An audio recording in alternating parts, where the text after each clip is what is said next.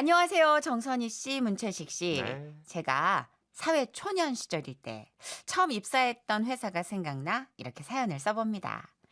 당시 저는 격리로 입사했고요. 각종 입출금 관리를 비롯해서 비품도 담당하고 있었어요. 음. 근데 우리 사장님 마음은 참 넓고 좋긴 한데 뭐랄까 씀씀이가 너무 크다고 할까요? 한 번은 아, 지영 씨, 우리 간식 사 먹을까? 뭐라도 좀 사오라고. 그래서 저는 저 포함 우리 직원이 5명이니까 떡볶이를 조금 넉넉하게 사갔습니다. 그런데요. 아이고, 지영 씨. 예? 이게 뭐야? 아, 왜요? 아이, 소꿉장난해? 이걸 누구 코에 붙여? 예? 아니, 떡볶이 5인분에 튀김 10개, 어묵 10개인데 이게 적어요? 아이고, 이걸로는 어림도 없지. 피자를 한 3판 더 시키자고. 예? 좀 적을래나? 한 5판 시킬까? 그러니까 이게 피자를 5판 시키면 1인 1피자가 되는 거거든요. 그래서 제가 그랬죠. 사장님 남으면 어떡해요? 아이고, 이봐. 그 젊은 사람이 왜 이렇게 걱정이 많아? 남으면 남았을 때 걱정해야지. 남을지 안 남을지 모르잖아. 그 피자 번호가 몇 번이지? 그 되는 토핑은 다 얹어서 보내라고. 좋다. 사장님 너무 좋다. 내 스타일이야. 통크다. 물론 저희도 처음엔 이런 사장님이 좀 멋지다고 생각했습니다. 뭐랄까요? 눈치 보지 않고 마음껏 먹을 수 있는 그런 환경을 만들어주시니 얼마나 좋았을까요? 게다가 남은 건 다 싸가라고 해주시니 얼마나 좋아요.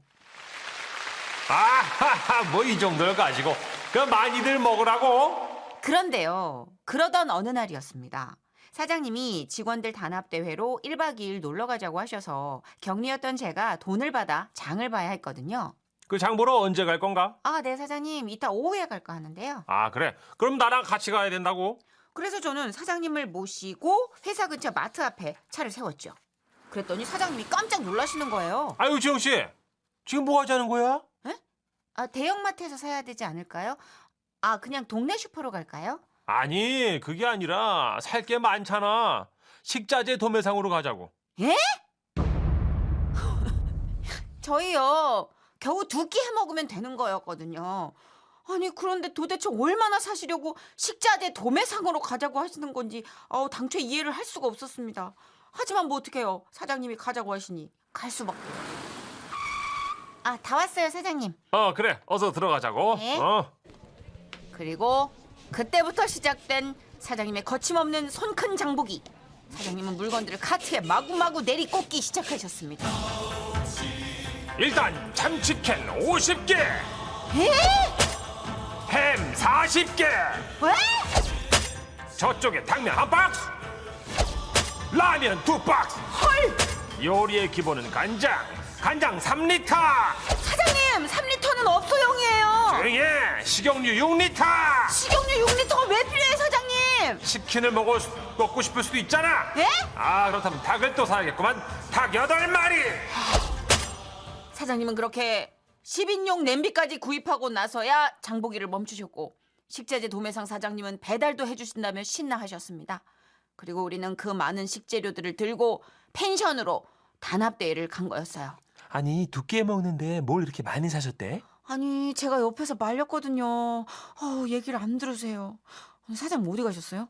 그게 펜션에 바베큐 신청하러 가셨어. 바베큐 신청을 하고 돌아오신 사장님은 이렇게 말씀하셨습니다. 저녁은 바베큐를 먹고 사온 식재료들이 남으면 다들 나눠서 집에 가지고 가라고? 뭐 이 정도 가지고. 물론 저희는 좋죠. 그런데 저는 이런 생각이 들더라고요. 예. 사모님은 얼마나 짜증이 날까? 아니 남편이 저렇게 밖에서 그냥 팍팍 쓰고 다니면 집에선 그게 불만일 수도 있잖아요. 아니나 다를까? 바로 그때 사장님한테 전화가 왔는데요. 사모님이셨습니다. 여보세요. 카드 문자가 나한테 왔네요. 회사 카드 안 쓰고 내 카드 썼나 봐. 회사 카드는 그 비품비로 설정한 그 한도가 넘어가지고 사모님은 화가 많이 나셨는지 그 목소리가 막 전화기 옆으로 새 나왔습니다. 그래가지고 여보 바비큐 신청을 이제 해야 되니까 그 카드로 했는데. 근데 고기를 8인분 정도로 했나 봐요. 여기 이제 직원이 다섯 명이니까. 지금 장난해요? 아니 저기 저희는 그럼 그렇지. 역시 사장님 너무 해프게 써가지고 사모님 화가 나셨구나. 당연하지 않겠어요? 그렇게 생각을 했습니다. 그런데 아이 그게 말이야. 애들 장난도 아니고 5시 8인분을 누구 코에 붙여? 그게 보이는 뭐예요? 아니 차돌박이로 했네. 장난해요? 예? 아니 차돌박이 1인분 구우면 한 입거리도 안 되는 건 몰라요. 차돌박이는 구우면 녹아. 아유 알았어요. 뭐 다음에는 좀 더 넉넉하게 시킬게. 우리 어려웠던 시절을 생각하란 말이에요. 형편이 나아졌으면 나아진 만큼 주위에 써야 한다고. 아유 안다고요. 뭐 글쎄. 저 끊어요. 예. 그렇게 그날 저희는 사장님보다 사모님의 배포에 더 놀라고 말았던 겁니다. 야. 그리고 고기를 구우며 사장님의 옛날 얘기를 들을 수 있었죠. 우리 부부가 젊었을 때 정말 찢어지게 가난했거든. 그래서 그때 돈을 못 쓴 게 한이 되더라고. 주위에 베풀지 못한 것도 좀 영 미안하고 말이야. 그래서 나는 뭐든 많이 사고 그 남으면 또 나눠주면 좋고 그런 마음이 자꾸 들더라고. 사장님의 얘기를 듣다 보니 조금은 이해가 가기도 했는데요. 언젠가 겨울에도 사무실 앞에 눈 치우는 빗자루가 필요할 때 그 빗자루 말고 그 바퀴 달린 제설기구 있어요. 그걸 사오라고. 그거는 구청 같은 데서 제설 작업할 때 쓰는 거잖아요, 사장님. 저희는 여기 앞에 주차장 눈만 치우면 되는데요. 아이고 모르는 소리. 그 눈 한 번만 치울 거야? 해마다 눈이 올 텐데 그거 있잖아. 그 바퀴 달리고 앞에 큰 삽 장착된 거. 그걸로 꼭 사와요. 진짜 씀씀이가 너무 컸던 우리 사장님. 지금은 제가 이직해 상황을 알 길이 없는데 혹시 회사가 망하진 않았는지 심히 걱정됩니다. 사장님 잘 지내시죠? 직원들 복지는 참 좋았지만 격리된 입장으로 제가 걱정을 좀 많이 했습니다. 여전히 손 크게 살고 계시다면 올해는 살짝 그 씀씀이를 줄여보시는 건 어떨까요? 안녕하세요. 선희 누나 천식영. 올해 부록이 된 상큼상큼 마흔이 애청자입니다. 상큼. 반갑습니다. 네. 올해는 꼭 짝을 만나리라는 다짐으로 자기관리 차 안에서 헬스장에 등록. 첫날부터 땀 흘려 운동을 한 뒤에 헬스장에 딸린 목욕탕에 들어갔는데요. 아이고 좋다. 어허. 개구리 마냥 볼록 나온 배를 퉁퉁 두드리며 온탕의 포근함을 느끼고 있는데 갑자기 뒤에서 아빠? 굼. 저를 아빠라고 부르는 겁니다. 놀라서 돌아보니까 4-5살쯤으로 보이는 꼬마가 서 있더라고요. 너네 아빠 아닌데? 아빠 아니네. 애가 착각했나 보다 하고 머리를 감으러 갔고요. 콧노래를 하며 샴푸를 하는데 눈에 거품이 들어가서 눈도 따갑고 앞이 잘 안 보이더라고요. 그래서 얼른 물을 틀고 머리를 헹궜죠. 그런데 아빠! 누가 제 엉덩이를 때리는 겁니다. 아빠, 나 쪼꼬우유. 눈따가. 야, 너 아까 그 꼬마구나. 따가. 야, 아저씨 너네 아빠 아니라니까. 아빠한테 가서 놀아. 아빠 아니네? 아저씨, 그런데 아들 있어요? 아저씨 아들 없는데? 나 아직 총각이야. 그럼 딸은 있어요? 총각은 딸도 없는 거야. 아기는요? 진짜. 엉덩이에 남의 손이 닿은 게 오랜만이라다가 벌거벗은 채 호구 조사를 당하자니까 기분이 좀 그렇더라고요. 아저씨는 아기도 없어요. 총각이야. 총각은 뭐냐면 이제 결혼 안 한 거. 그거 총각이라 그래. 총각? 그래요? 응. 알았어요. 찐빵 같은 엉덩이를 실룩이며 뛰어가는 게 너무 귀엽더라고요. 그래서 자연스레 시선이 꼬마를 따라가게 됐는데요. 아빠! 아이쿠 이상이 어디 갔다 왔어? 바닥은 미끄러우니까 뛰지 말랬잖아 아빠가. 신기했습니다. 짧은 스포츠 머리에 동글동글한 체형, 만삭의 산모 마냥 볼록 튀어나온 배까지 마치 붕어빵 틀로 찍었는 듯 닮았습니다. 이야, 애가 착각할 만도 하네. 근데 내 배가 저 정도인가? 배를 주무르며 마저 샴푸를 헹궈내는데 형아, 아빠한테 쪼꼬우유 사달라자. 좀만 참어. 다 씻어야 나가지. 꼬마 위로 10살쯤 돼 보이는 큰아들이 또 있는 것 같았습니다. 아, 부럽다. 나도 살 쫙 빼고 관리해서 사랑하는 사람이랑 만나가지고 저런 애들 낳고 살아야지. 다이어트의 의지를 다진 저는 사우나에 들어가 땀을 쫙 뺐습니다. 그리고 거울을 봤어요. 아, 자식, 너 좀 생겼다, 어? 아, 참, 땀 빼니까 턱선 나온 거 봐, 이거. 그래, 내가 못생기진 않았지. 아, 그럼. 자신감이 회복된 저는 수건으로 몸을 닦으며 라커룸으로 나왔는데요. 마침 사람이 없더라고요. 그래서 집에서처럼 거울 앞에 서서 드라이어로, 남자들은 다 아실 거예요, 응? 그 남은 물기를 이제 이렇게 저렇게 말리기 시작했죠. 어떻게? 아우, 좋다. 따뜻하구만. 왜 일어나가지고 그걸 다? 이렇게 위아래로 따뜻한 공기를 맡고 있는데. 걷는 삽니다. 네. 아빠 초코우유 사준댔잖아. 아빠. 아, 진짜. 아빠 아니네. 사우나를 오래 해서 얼굴이 홀쭉해졌거든요, 제가. 뱃살도 조금 들어간 것 같았는데 꼬마 눈에는 여전히 저의 뒤타가 자기 아빠랑 똑같이 생겼나 보더라고요. 죄송합니다. 우리 아빠인 줄 알았어요. 그래, 괜찮아. 아빠 손을 잡고 사과를 하는데 애가 무슨 죄가 있겠나 싶어서 허허 하고 웃었습니다.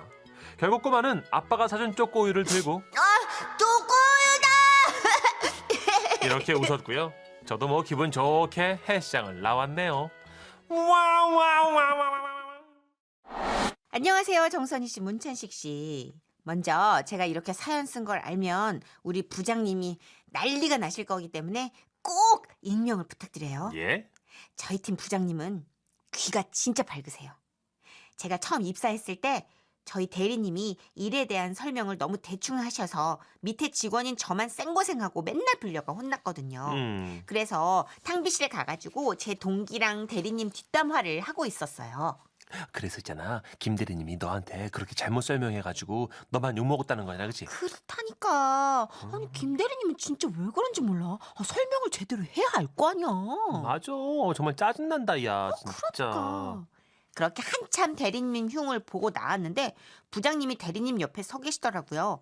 그러면서 이런 말씀을 하시는 겁니다. 김 대리, 저 신입들한테 할 일을 알려줄 때는 말이야, 꼼꼼하게 자세하게 알려줘야지. 그래서 전 역시 신입의 마음을 이해해주는 사람은 부장님밖에 없구나 생각하고 있었죠. 그런데 이어지는 말. 우리 정선혜 씨가 얼마나 힘들면 말이야, 탕비실에서 김 대리 얘기를 하고 있겠나? 앞으로 서로 도우면서 일 잘 하자고. 정선혜 씨, 탕비실에서 나왔어? 김 대리님, 그게요. 괜찮아. 내가 알아듣게 잘 얘기했다고. 그래, 다 같이 기분 좋게 점심이나 먹으러 갑시다. 진짜 귀는 밝은데 입도 가벼운 사람. 그게 바로 우리 부장님입니다. 한 번은요, 진짜 작은 목소리로 제가 동기한테 이런 말을 한 적이 있어요. 천순아, 나 엄청 유명한 집에서 컵케이크 사왔어. 이따 휴게실 가서 몰래 먹을래? 양이 적어가지고 둘만 먹어야 될 것 같아. 양이 얼마나 적은데? 야, 와, 이거 완전 그거 기억하세요? 그 초능력 청력 여신 누구죠? 그 소마즈. 와, 소마즈 수준이었다니까요. 진짜 대박이야. 우리 부장 왜 이렇게 귀가 밝아? 그래도 이 정도 작게 얘기하면 안 들리겠지. 들리긴 들려. 우리 부장님 뭐야? 뭐긴 뭐야, 부장이지. 그 후 저는 회사에서는 정말 진짜 완전 말조심을 해야겠다 크게 깨닫고 주로 입을 다물고 살았는데요. 근데 한 달쯤 지났을까? 우리 부서 회식이 있던 날이었습니다. 그 눈치를 보지 말고 많이들 먹으라고. 그 누구 전화 왔는데 지금? 진동이 울리네. 아무도 못 들었던 그 진동 소리를 유일하게 들었던 우리 부장님. 그 이 과장 주머니 쪽에서 나는 것 같은데. 아니. 와 진짜 내 전화네. 예, 전화 좀 받고 오겠습니다. 예. 그래 편하게 받으라고. 그러면서 이 과장님이 전화를 받는다고 잠깐 자리를 비우셨다 돌아오셨는데요. 비슷한 타이밍에 화장실에 다녀오신 부장님께서 갑자기 집게를 잡더니 고기를 열심히 구우시는 거예요. 이 과장, 이거 익은 거 빨리빨리 먹고 집에 들어가 봐. 아닙니다. 오늘은 저도 끝까지 함께 할 겁니다. 예. 왜? 와이프한테 나 때문에 붙잡혔다고 그러지 말고 빨리 먹고 가셔, 이 공처가야. 아니 그걸 어떻게? 자, 그 한 가지는 분명히 해두자고. 지난번 3차 그 노래방은 말이야, 자네가 가자고 한 거잖아. 앞으로 내 핑계 대지 마. 가엾은 과장님은 덜덜 떨며 고기를 드셔야 했고, 이쯤 되면 부장님의 청력은 거의 우리한테 공포가 되어가고 있었던 겁니다. 그래서 어느새 우리 팀에는 낱말은 새가 듣고 반말은 쥐가 듣고 뒷말은 부장님이 듣는다 는 속담까지 퍼지기 시작했는데요. 그러던 어느 날, 그날은 장마가 계속 이어져 주룩주룩 비가 내리고 있었습니다. 점심시간 동기가 저에게 다가와 말했죠. 나 요즘 변비 때문에 너무 힘들어. 그러자 갑자기 부장님께서 문천수 씨 변비구만. 그때 저는 좀 화가 났던 겁니다. 아니, 우리가 크게 얘기한 것도 아니고 아무리 그 얘기가 들렸어도 그렇게 사무실에서 크게 막 부하 직원의 그 뒤쪽 사생활을 말할 건 없잖아요? 부장님, 이건 좀 아닌 것 같습니다. 왜? 내가 뭘? 아이고 참. 알았어, 알았다고. 부장님은 알았다고 하셨고, 그래서 우리는 점심시간이니까 그냥 사무실에서 작게 얘기를 계속했어요. 나 벌써 4일째 볼일을 못 봤어. 어떡해. 어떡하긴 뭘 어떡해. 힘을 많이 줘야지. 부장님! 아이고, 알았다고. 아유. 저는 부장님께 다시 한번 경고의 사인을 보낸 후 동기에게 말했죠. 내가 인터넷에서 봤는데 변비에 좋은 장 마사지 방법이 있대. 정말? 그러고 나서 배꼽을 중심으로 시계 방향으로 배를 문지르면 된다고 말해주고 있었는데요. 그때였어요. 어디선가 이상한 소리가 들리는 거예요.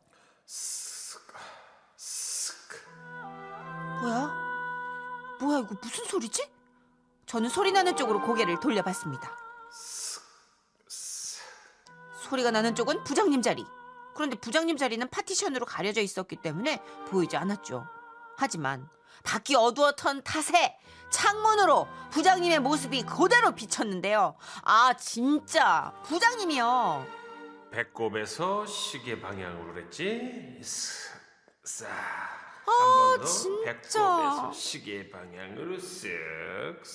보세요. 부장님이 또 우리 얘기를 엿듣고 따라하고 계셨던 겁니다. 그때 저는 불현듯 생각이 났습니다. 정말 소심하고 소소하고 작지만 복수를 하자. 그래서 동기에게 말했죠. 이번에는 변비에 좋은 채소인데 체조인데. 체조? 이렇게 제가 얘기하자 창문에 부장님이 더욱 제 쪽으로 귀를 기울이는 모습이 비치는 거예요. 자, 일단 일어나서 한 발을 책상에 올려. 일어나서 어짜. 그리고 나머지 한 발도 책상에 올려. 나머지도 어찌. 네, 저는 옛날에요. 누가 세면대에 발 씻을 때 두 발 다 올리려 했다가 넘어졌다는 소리를 듣고 그냥 한 얘기였는데, 이런 말도 안 되는 행동을 무의식적으로 따라했다가 넘어지셨던 거죠. 넘어진 부장님은 그렇게 몇 번 끙끙 앓더니 마치 아무 일 없었다는 듯 재빠르게 일어나 헛기침을 하고 앉으셨는데요. 또 그런 부장님을 보고 있자니 약간 죄송한 마음이 들긴 들더라고요. 그래서 그날 이후 커피도 자주 사드리고 싸온 간식도 나눠드리고 뭐 이렇게 저렇게 잘해드리고는 있습니다. 부장님, 그때는 죄송했어요. 근데 저 살짝 통쾌했어요. 그래서 더 죄송하고요. 앞으로는 아무리 잘 들려도 그냥 좀 넘어가 주시면 안 되나? 그렇게 배려해 주시면 안 되나? 뭐 이런 생각도 합니다. 저도 남의 험담은 자제할게요. 아셨죠? 안녕하세요. 선희씨, 천식씨. 네. 매주 일요일 아침이면 딸내미 둘을 데리고 백화점 문화센터에 가는 워킹맘입니다. 그런데 사건이 있던 그날은 하필 남편이 전날 과음을 해서 속이야. 여보, 국 좀 없어. 하는 수 없이 제가 혼자 아이 둘을 데리고 갔어요. 오전 10시 50분쯤 주차를 하고 지하에 아이들 간식을 사러 내려갔는데 거기서 우연히 시아버님을 만난 거예요. 아이고 우리 토깽이들 아니냐? 할아버지가. 엄마 나 할아버지 집에서 밥 먹고 싶어. 갑자기? 아이고 그래 먹자 먹어. 할아버지 집에서 가가지고 점심 먹자. 그렇게 갑자기 시댁에 가게 됐어요. 아버님 어머님 댁이 문화센터에서 15분 거리거든요. 애들 수업 끝날 때까지 장을 다 보고 남편한테 전화해서 시댁으로 오라고 했죠. 시댁에 도착해서 주차를 하고 들어가서 기다리는데 남편도 금방 왔더라고요. 그런데 아 여보, 차 누가 긁었어? 차가 긁혔어? 아 진짜 좀 조심 좀 하라니까. 시댁이 주택이거든요. 집 앞에 측면 주차를 해야 해서 올 때마다 남편이 주차를 하곤 했는데 그날은 또 제가 하다 보니까 차가 살짝 좀 삐뚤어져 있었나 봐요. 다시 주차를 하려고 차를 보는데 운전석 쪽 범퍼에 흠집이 난 걸 발견한 거죠. 그 어떤 놈이 남의 차를 긁고 튀었냐? 아유 정말 누군지 몰라도 무식하다 무식해. 요즘 세상에 CCTV만 확인해도 금방 나올 거를 갖다가 말이야. 그러니까 말이야. 어떤 놈인지 아주 그냥 본때를 보여줘야지. 애미야, 네 전화 좀 줘봐라. 네 아버님? 내가 주차장에 전화해가지고 네. 이 CCTV로다가 그 범인 얼굴 확인 좀 해달라고 해야겠다. 아유. 졸지에 차가 긁힌 것도 몰랐던 덜렁이가 돼버린 저는 얼른 아버님께 휴대폰을 드렸고 아버님은 백화점 주차장에 전화를 걸어 자초지종을 설명하셨는데요. 그러니까 오늘 오전 10시 45분부터 12시 사이에 누가 차를 긁고 갔다는 말씀이시죠? 예, 맞습니다. 그 CCTV가 확인해가지고 잡을 수 있지요. 저 확인해보고 연락 다시 드리겠습니다. 30분 정도 걸리니까요. 기다려주세요. 진짜 이 상황에 입맛도 없고 시어머님도 속이 상하셨는지 라면이나 끓여 먹자고 하시더라고요. 그래서 온 가족이 둘러앉아 라면을 먹고 있는데 40분쯤 흘렀나요? 예, 아이고, 예, 여보세요. 제가 잠깐 화장실 간 사이에 라면을 드시던 아버님이 전화를 받으셨더라고요. 예, 제가 그 차 모는 그 시애비입니다. 예, 우리 며느라가 그 차 긁고 간 놈 잡았습니까? 차 번호 나왔어요. 예. 그래요? 예. 왜 저래? 응? 알겠습니다. 일단 잡은 거야? 따까닥. 뭐래? 찾았대? 어떤 놈이래? 애미야 미안하다. 뭐야? 라면 먹다 갑자기 이 양반 뭔 신소리래? 누군지 못 찾았대요? 내가 긁었대. 주차장 직원이 보내준 CCTV 사진을 보니까요. 제 차 옆에 떡하니 아버님 차가 서 있더라고요. 아니 그게 아니고 아버지. 옆차 긁는 것도 모르고 가셨어요. 휴, 제가 장 보는 사이에 먼저 집에 가신다더니 반대편에서 오는 여자 운전자가 주차를 못해 버벅대니까 그걸 비켜주시려다가 제 차를 긁으신 거죠. 그냥 살짝 스친 거라 긁은지도 모르고 가셨던 거고요. 저는 속으로 차라리 잘 됐다 안도 하고 있었는데 폭탄은 엉뚱한 데서 터졌습니다. 뭐 어디서 터져? 나 참 기가 막혀서 정말 내가 진짜 어이가 없네 진짜. 당신이 뭔데 뭔데 그 여자를 봐주다가 차를 긁어? 아니 갑자기 화를 내요. 나는 아시다시피 일생을 신사적으로다가 운전을 하는 사람이. 신사 그놈의 얼어 죽을 신사는 남의 여자들한테만 터져 나오지 아주 그냥. 나 운전 가르쳐 줄 때는 그냥 눈에 쌍심지를 켜고 그냥 상욕을 하기 직전에 이 양반이. 아니지. 하여튼 꼭 이렇게 말을 과장을 해요. 뭐? 나는 젠틀하게 했어요. 젠틀? 근데 당신이 이제 운전을. 아이고 말라 비틀어질 놈은 젠틀. 그렇게 젠틀해서 남의 여자 잡아주다가 며느리 차를 들이박았나? 젠틀맨 나셨어 아주 젠틀맨. 그거는 미안합니다. 전화나 받아봐요. 예, 여보세요. 예, 아까 그 시엠입니다. 예. 그 통화하잖아요. 좀 조용히. 누가 뭐래? 나 혼잣말한 거야. 예, 저 가해 차량이 주차할 때 상처가 없었는데. 예. 나가고 나서 상처가 생겼다고요? 99% 범인이 그 되게 꼼꼼하시네. 증거 사진 원본이요? 나한테만 됐어요. 예. 아이고 참 됐다니까 그러시네. 적응이 안 돼요 적응. 신랑은 옆에서 어쩐지 좋게 넘어가고 싶었다며 마음에도 없는 소리를 했고요. 어머님 아버님은 저녁 내내 투닥거리셨어요. 그치만 뭐 수많은 차들 중에 하필 딱 제 차가 아버님 차 옆에 서 있었다니 이것도 인연이라면 인연 아닌가요? 모르는 사람이랑 경찰서 오가는 것보단 낫다. 그럼 저는 그냥 그렇게 생각하려고요. 역시 우리 며느리가 아주 아 시끄러워요. 당신이 왜 자꾸 눈으로 쳐다볼 때 나는 쳐다보고 엉뚱하게 그 젠틀하게 말이야. 젠틀은 다 얼어빠진 젠틀. 매너가 없어요. 하여튼 시끄러워요. 미안합니다. 밥은 해 먹어 나가 있어. 예. 안녕하세요. 전선의 씨, 문천식 씨. 저는 20년도 더 된 이야기를 꺼내볼까 합니다. 20년 전 오랫동안 지병을 앓고 계셨던 아버지께서 우리 곁을 떠나셨는데요. 주위에서는 그래도 그 연세에 가셨으니 비교적 호상이라고 말씀하셨지만 슬픈 건 마찬가지였습니다. 하지만 저희 가족은 이내 마음을 다잡고 장례 준비를 시작했습니다. 당신은 병원이 아닌 집에서 장례를 치르는 경우가 많았고 어머니도 말씀하셨어요. 우리도 아버지 집에서 보내드리자. 장례식이지만 네 아버지 신조대로 너무 슬퍼 말고 따뜻하고 평화롭게 그렇게 보내드려야 해. 그래서 집에서 장례 준비를 하는데요.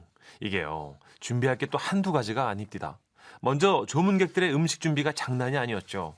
우린 한없이 슬픔에 빠져 있다가도 아유 나는 네 아버지가 벌써 보고 싶은데. 여보세요? 예. 아니요 돼지고기 말고 돼지머리 눌린 걸로. 네. 아유 아니에요. 예. 새우젓은 따로 주문했어요. 예. 빨리 좀 배달 부탁드립니다. 어디까지 얘기했지? 엄마 아버지가 벌써 보고 싶다고. 그래. 한평생 네 아버지가 내 마음고생을 시켰어도. 아이고 왜 이러냐 진짜. 예. 아니 다음 주는 무슨 다음 주야. 다음 주면 장례 끝나지. 당장 필요하다고 그런 지가 언젠데요. 예. 서둘러 주세요. 예? 야 내가 어디까지 했니? 오늘 좀 웃긴데 이거 웃으면 안 되는데 웃긴데. 이렇게 우리는 슬픔 속에서도 현실적인 결정들을 해야 했습니다.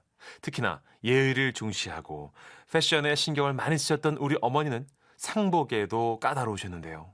아버지가 평소에 검소함을 강조하셔서 상복도 가족 단체로 빌려왔거든요.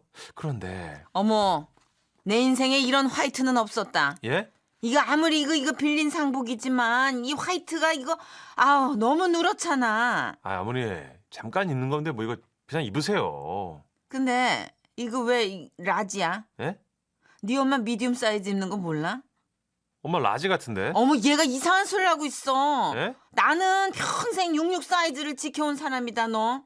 너 혹시 나 죽어가지고 염할 때도 수의를 타이트하게 뽑아달라고 싸달라고 그래. 66 스타일로 어? 아니 엄마 66 반으로 알고 있는데 얘는 진짜 웃긴 애야. 눈썰미가 이렇게 없어. 아유 정말. 이렇게 상복을 입는 것부터 장례식 답례품까지 어머니는 아버지의 체면을 생각하며 모든 것을 까다롭게 고르셨어요. 또 누가 빈수에서 조문객을 맞이할 것인가도 선택을 해야 되는데요. 아들이 저 하나니까요. 그 큰명하고 또 매제하고 사촌 큰형님하고 함께 설게요. 그래. 조문 오시는 분들 예. 다 어렵게 시간 내주신 고마운 분들이다. 한 채 서운함도 없게 잘 대접해드려야 해. 그래서 저와 큰매형 매제 그리고 사촌 큰형님이 서 있었어요. 그런데 당황스러운 사건은 그때 일어납니다. 여러 문상객이 다녀가신 후 저와 비슷한 나이의 문상객 한 분이 들어오셨는데요. 얼마나 슬픔이 크십니까? 그분은 빈소에 문상을 하셨고 상주들인 저와 저를 한 후 서로 마주보고 앉았죠. 그런데 마주보기만 할 뿐 문상객이나 저희나 아무 말도 없는 겁니다. 보통은 왜 상주들 중 누군가 한 명 나서서 뭐 저희 회사 동료입니다 라든지 뭐 이런 소개를 하잖아요. 그런데 저희들 중 그 누구도 그런 말을 하지 않고 정막만 흐르고 있었어요. 저는 당황하고 조급해지기 시작했습니다. 원래 제가 평소에도 사람 얼굴을 잘 못 알아보는 편인데 그럴 수 있죠. 누구시냐고 물어봤다가 괜한 실례가 될 것 같기도 하고 맞아. 이게 굉장히 답답하고 미칠 노릇이었어요. 우리는 그냥 가만히 앉아가지고 서로 얼굴을 멀뚱멀뚱 바라보며 연신 헛기침만 해댔습니다.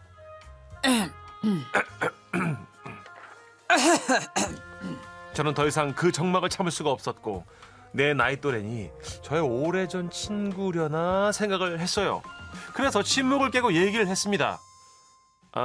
인사하시죠. 예, 제 친구입니다. 그러자 들려오는 대답. 제가 예. 저는 갑자기 등에서 식은땀이 나기 시작했어요. 친구라고 소개를 했는데 친구가 아니었네. 그럼 누구지? 저는 다시 얘기를 꺼냈습니다. 예. 제가 잠시 좀 착각을 했네요. 예. 저희 거래처 직원이십니다. 예. 제가 예. 혹시 저 대학교 선배신가요? 뭐라고 예? 후배네, 후배. 그죠? 후배. 에? 진짜. 그 말을 좀 해. 그저 말을 먼저 하면 되고. 짜증나. 이것이 위치를 노리셨습니다. 도대체 누구냐 넌? 등에선 식은땀이 나고 야 이거 큰 실례인데 이거 어떡하지 하는 생각밖에 안 나서요. 그런데 일이 이렇게 되자 저만큼이나 쫄고 있는 사람이 있었으니 저와 나이대가 비슷한 우리 매제였습니다. 저와 관련된 사람이 아니니 매제는 자신과 관련된 사람이라고 생각했던 것 같아요. 그래서 그런가 갑자기 매제가 멋쩍은 웃음을 지으며 어색하게 입을 열었습니다. 사실 제 친구일 겁니다. 그 얘기를 들은 그 조문객은 숨죽여 웃기 시작했어요. 뭐지? 친구가 맞다는 거야? 아니라는 거야? 왜 우는 거지? 야, 이 장례식장이라 크게 웃을 순 없고 우리는 숨죽여서 다 같이 따라가지고 크크크크 웃기 시작했어요. 평소 눈치가 좀 없었던 매제는 맞네. 맞는 거 같네. 내 친구 맞네. 너 내 친구지. 이렇게 맞장구를 치면서 계속 웃었는데요. 그런데 갑자기 그 문상객이 웃음을 멈추고 정색하며 우리를 바라봤습니다. 그리고 하는 말. 아닌데 야. 예? 아니 그럼 아재들이요. 저 최선식입니다. 전 조카. 와 아무리 경황이 없어도 쥐를 못 알아봅니까? 아따 쥐가 두 분 친구라고 해. 와 올해 들은 말 중에 최고로 웃기네 예. 말 놓을까 친구들아. 그렇게 오촌 조카는 나가버리고 바로 다음 조문객이 들어왔지만 우리는 웃음을 참을 수가 없었습니다. 조문객이 빈소에 절을 하는 동안 매제는 저를 보고 입모양으로 말했어요. 웃지 마세요 좀. 자꾸 따라오게 되잖아요 형님. 왜? 야 매제 친구라며. 이거 얼마나 슬픔이 이게 아니네. 이거 다들 이게 웃고 있네. 어떻게 된 거야? 아닙니다. 그게 아니고요. 저기 선생님. 아니고요. 네네. 예, 저에게 한 차례 시련이 더 왔습니다. 또 누구신지 도통 모르겠는 분이 오셨더라고요. 그래도 아까와 같은 실수를 할 수는 없었고 그래서 그냥 대놓고 조심스레 물어보기로 했습니다. 저희 아버지와는 어떻게 되는 지인이신지. 이거 참나. 야야 지인. 예? 야, 나 미국 사는 네 막내 외삼촌이야. 맞네. 미국 맞네. 그리하여 이런 제 모습을 본 매제는 웃음을 참지 못하고 그냥 나가버렸어요. 그날 저는 아버지 장례식장에서 웃음을 참지 못하는 불효자식으로 낙인 찍히고 말았습니다. 이 자리를 빌어 미국 계신 막내 삼촌께 사과드리고 싶고요.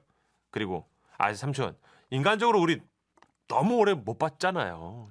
제 마음 이해하시죠? 됐어 이놈아. 그리고 하늘나라에 계신 아버지께도 많이 죄송했노라고 사죄해드립니다. 근데 제가 아버지 엄청 사랑하는 거 아시죠? 아버지 20년 지난 지금도 여전히 많이 그립고 뵙고 싶습니다.